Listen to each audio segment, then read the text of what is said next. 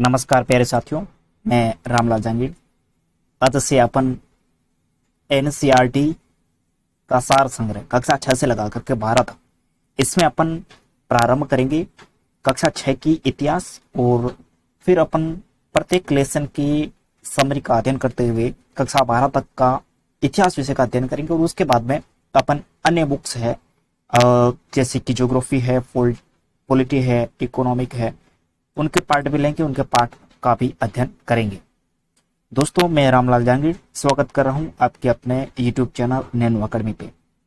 आज का अपना अध्याय रहेगा कक्षा 6 का, जिसमें इतिहास विषय की कक्षा 6 की न्यू एनसीईआरटी बुक्स है ये। और इसमें पहला अध्याय अपना है क्या, कब, कहां और कैसे, यानी कि 0 लेवल से अपना जो अध्ययन है वो एनसीईआरटी बुक्स में कक्षा 6 से शुरू होता है, प्रारंभ होता है। तो किसी भी कंपटीशन एग्जाम के लिए ये अति महत्वपूर्ण है एनसीईआरटी बुक्स पढ़ना।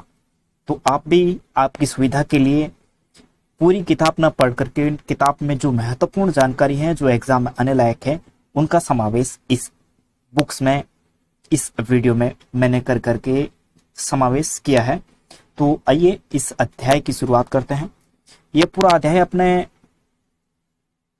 रिलेटिव है, भारत से रिलेटिव, और इसमें बेसिक जानकारी कितनी क्या दे रखी है उसके बारे में समझ लेते हैं। इस अध्याय में प्राचीन भारत इतिहास की एक रूपरेखा प्रस्तुत की गई है। एक रूपरेखा ही प्रस्तुत की गई है प्राचीन भारत रूपरेखा। जैसे कि अपन कुछ व्याख्यान देते हैं तो उसकी पहले रूपरेखा अपन तैयार करते हैं, तो वैसे ही प्राचीन भारत का इतिहास है, या फिर एक ऐतिहासिक भारत की रूपरेखा है जो कि इस लेसन में प्रस्तुत की गई है। विस्तृत रूप से न देकर के एक शॉर्ट तरीके से कह सकते हैं अपन, एक रूपरेखा ही इस अध्याय में दी है कि लोग कैसे आए, कौन लोग यहाँ रहते थे, फिर भारत का नाम भारत कैसे पड़ा, हिंदुस्तान कैसे पड़ा, हिंद कैसे पड़ा, इस ऐसे करके कौन सी प्रजातियां हैं जो कि यहाँ आई थी, खेती बाड़ी किन लोगों ने प्रारंभ की थी, वैसे इनकी एक बेसिक रूपरेखा है जो कि इस लेसन में की गई है। इसमें प्राचीन भारत का परिचय दिया गया है और इसमें कुछ ऐसे शब्दों का भी प्रयोग किया गया है जो इतिहास की दृष्टि से महत्वपूर्ण है। पहली बात तो हो गई अपने, इसमें ऐतिहासिक भारत की रूपरेखा है और वो प्रस्तुत की गई है। और उसके साथ साथ में सेकंड आपके इसमें कुछ ऐसे शब्द हैं जो कि जानना बहुत ही जरूरी है अपन लोगों के लिए, जो कंपटीशन एग्जाम की तैयारी कर रहे हैं उनके लिए। तो वो अपन इन दोनों को आधार लेकर के इस अध्याय में जानकारी प्राप्त करेंगे। पहला तो प्राचीन भारत की रूपरेखा और उसके बाद में महत्वपूर्ण शब्द।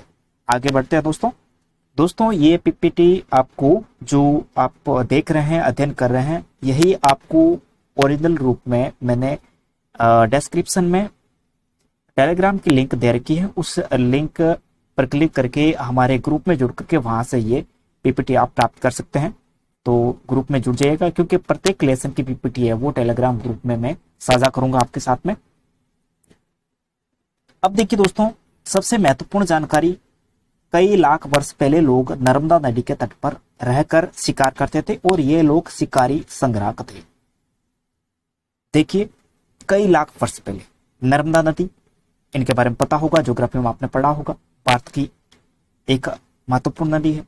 इन नदी के तट पर रहकर शिकारी लोग ये शिकार करते थे और उनका संग्रहण करते थे और इधर उधर घूमते थे। तो ये इस प्रकार से होते थे। इनकी जिंदगी है वो शिकार तक की सीमित थी। शिकार किया और अपना पेट भरा और फिर आगे चल दिए नदी के किनारे के आसपास। क्योंकि ये लोग नदी के किनारे के आसपास क्यों रहते थे? क्योंकि जो पशु होते थे वो ज्यादातर नदी में पानी पीने के लिए, कह सकते हैं, नदी के आसपास का क्षेत्र है जहाँ की वहाँ उनको पशुओं के खाने के लिए कुछ हो सकती थी, या फिर जो शिकारी थे, जंगली जानवर थे, उनके लिए भी जो नदी के आसपास का क्षेत्र था वो सुगम था। इसलिए नदी के आसपास ही यही लोग नदी के आसपास भी रहते थे। उसके बाद में धीरे धीरे क्या होता है, ये लोग यहाँ सेटल हो जाते हैं, फिर एक नए भारत का निर्माण होता है जिसमें अपन अभी रहते हैं। तो ये पूरी स्टोरी इस अध्याय में समझा रखी है। आगे बढ़ते हैं दोस्तों। इसमें सुलेमान व किरथर पहाड़ियों में, ये सुलेमान और किरथर पहाड़ियां कहाँ है? तो ये भारत में है। अब बात कब कब की कर रहे हैं? पहले की। भारत कहाँ तक था? काफी विस्तृत था। अब तो भारत की सीमा यहाँ तक है। ये भारत स्वतंत्र आजाद हुआ, उसके बाद लेकिन सुलेमान और कृतक की पहाड़ियां यहाँ पे, यानी कि ये वाला भी भाग है वो जो कि भारत का था। तो यहाँ कई हजार वर्ष पहले, जैसे कि सर्वप्रथम 8,000 वर्ष पहले गेहूं व जौ जैसी फसलों को उगाना शुरू किया गया। यहाँ पे कौन सी फसल उगाना शुरू किया गया?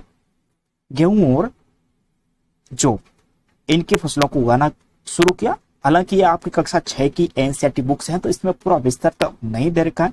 जितनी जानकारी दे रखी थी वो बेसिक ऊपरी तौर से आपके समक्ष में प्रस्तुत कर रहा हूं। 12वीं क्लास की जो एनसीईआरटी बुक्स है उसमें और 11वीं क्लास की काफी जानकारी आपको विस्तृत रूप से मिल जाएगी, लेकिन एक प्रारूप है जो कि आपके दिमाग में सेट हो जाएगा कक्षा 6 की इस एनसीईआरटी से कि क्या कैसे भारत का नाम पड़ा, कौन से लोग यहाँ रहते थे। तो देखिए 8,000 वर्ष पहले गेहूं और जौ जैसे फसल को उगाना शुरू किया और पशुपालन भी शुरू हुआ। पशुपालन भी यहाँ से शुरू हुआ और कृषि का भी विकास हुआ। सबसे पहले चावल विंध्य के उत्तर में उगाया गया, जो कि विंध्य पहाड़ियां हैं, इनके उत्तर तरफ जो कि सबसे पहले है जो कि चावल है जो कि उपजाया गया। यहाँ तक अपने को समझ में आ रहा है। पहले अपने पढ़ा कि कुछ नर्मदा नदी के आसपास जो शिकारी संग्राहक लोग रहते थे। उसके बाद में अपन सेकंड टॉपिक में आए तो किरथर और सुलेमान की पहाड़ियों के आसपास यहाँ पे गेहूं और जो फसल उगाना शुरू किया।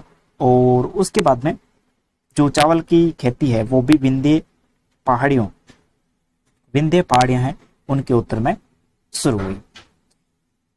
उसके बाद में आगे बढ़ते हैं। फिर धीरे धीरे क्या हुआ, लगभग 4,000 वर्ष पूर्व सिंधु नदी के सहायक नदियों के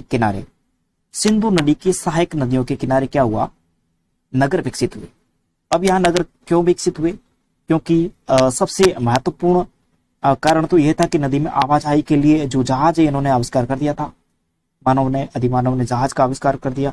तो उसके बाद में आने जाने के लिए भी सुलभता थी। और पहला कारण तो यह था कि ये लोग नदी के आसपास शिकारी संग्राहक के रूप में रहते थे। शिकारी जानवर है जो कि इनका शिकार है, जो कि नदी पानी पीने के लिए कह सकते हैं, वहां आसपास की इनकी तादाद ज्यादा थी। तो वहां शिकारी जानवर हैं जो कि वो वहां आते थे और फिर उनका ये लोग शिकार करके, ये लोग यानी अपने पूर्वज ही कह सकते हैं, शिकार करने के बाद में वहीं आसपास ही रहते थे। धीरे धीरे इनमें आधुनिकता ही कह सकते हैं कि थोड़ा पहले से इनमें थोड़ा परिवर्तन हुआ। फिर इन लोगों ने खेती बाड़ी करना प्रारंभ कर दिया। कुछ और आधुनिकता आई तो फिर उन्होंने नदी के आसपास क्या कर लिया, यहाँ नगर विकसित करने शुरू हो गए। छोटे कस्बे बने, कबीले बने, गांव बने। उसके बाद में धीरे धीरे काफी बड़े बड़े शहर विकसित हो गए। गंगा के नदियों के किनारे नगरों का विकास है जो कि 2500 वर्ष पूर्व शुरू हुआ। गंगा के नदी किनारे जो नगर है उनका विकास है जो कि 2500 वर्ष पूर्व है जो कि शुरू हुआ। आगे बढ़ते हैं। मगध गंगा वो इसके सहायक नदियों के आसपास का क्षेत्र था। मगध है जो कि जिनका नाम आपने सुना होगा, हाथियों के लिए प्रसिद्ध है, कह सकते हैं लोहे के लिए काफी एक बहुत बड़ा साम्राज्य भी विकसित हुआ था। तो ये गंगा और इसके सहायक नदियों के आसपास का क्षेत्र है और इनके बारे में पूछा भी जाता है परीक्षा में, तो ये याद रखने लायक तथ्य है। उसके बाद में काफी विद्यार्थियों के समझ में या फिर कह सकते हैं कि एक नई जानकारी हो सकती है। इंडिया शब्द इंडस से निकला है, जिसे संस्कृत में सिंधु कहा गया। जैसे संस्कृत में क्या कहा गया, सिंधु। इंडिया शब्द है जो कि इंडस से निकला है और संस्कृत में से सिंधु कहा गया। और उत्तर पश्चिम से आने वाले ईरानियों व यूनानियों ने सिंधु को इंदोस कहा व नदी के पूर्व में भूमि प्रदेश को इंडिया कहा। यानी कि जो यहाँ जो सिंधु नदी थी, इनके उत्तर पश्चिम से आने वाले जो ईरानी यूनानी थी, इन लोगों ने क्या कहा, सिंधु। और सिंधु को फिर इन लोगों ने क्या कहा, हिंदोस या इंदोस। और नदी के पूर्व में जो भूमि प्रदेश था, जो कि ये वाला प्रदेश, इस प्रदेश को क्या कहा इन लोगों ने, इंडिया का। इस प्रदेश को इन लोगों ने क्या कहा, इंडिया। यानी कि जो नदी के पास वाला क्षेत्र सिंधु और हिंदोस या इंदोस, और इस तरफ पूर्व वाला क्षेत्र को क्या कहा इन लोगों ने, इंडिया कहा। तो इस प्रकार जो भारत का नामकरण है जो कि कह सकते हैं हुआ है। और उसके बाद में भरत नाम का प्रयोग है जो कि उत्तर पश्चिम में रहने वाले लोगों के एक समूह के लिए किया जाता था। भरत नाम जिनका ही कह सकते हैं नाम पर भारत पड़ा, तो भरत नाम का प्रयोग है जो कि उत्तर पश्चिम में एक प्रकार का समूह रहता था लोगों का, उनके लिए वो उस समूह का नाम क्या था, भरता। तो उसके बाद में ये कुछ जानकारियां हो गई अपने भारत के बारे में, ऐतिहासिक जानकारी, एक प्रारूप। उसके बाद में जो कुछ शब्दावलियां हैं जो कि आपके लिए जाना बहुत जरूरी है। पांडुलिपियां क्या होती हैं, और पांडुलिपियों के साथ साथ में और भी अन्य शब्द हैं, उनके बारे में भी अपन पढ़ेंगे। तो ताड़पत्रों वो भूर्ज नामक पेड़ की छाल से विशेष तरीके से तैयार भोजपत्रों पर लिखी जाती थी। ये जो कि भूर्ज नामक पेड़ है उसकी छाल पर, और ताड़पत्र हैं उन पर ये जो लिखी जाती थी, जिनका चित्र है जो कि मैंने इसमें शामिल कर रखा है, जो कि यहाँ पे आप देख सकते हैं। ये पहले कागज नहीं था, तो फिर ये ताड़पत्रों पर और भूर्ज नामक पेड़ की छाल पर लिखी जाती थी। और उसके बाद में प्राकृत भाषा का प्रयोग है जो कि आम लोगों द्वारा किया जाता था। ये भी आपके लिए जानना बहुत जरूरी है। प्राकृत भाषा का प्रयोग कौन लोग करते थे, तो आम लोग करते थे।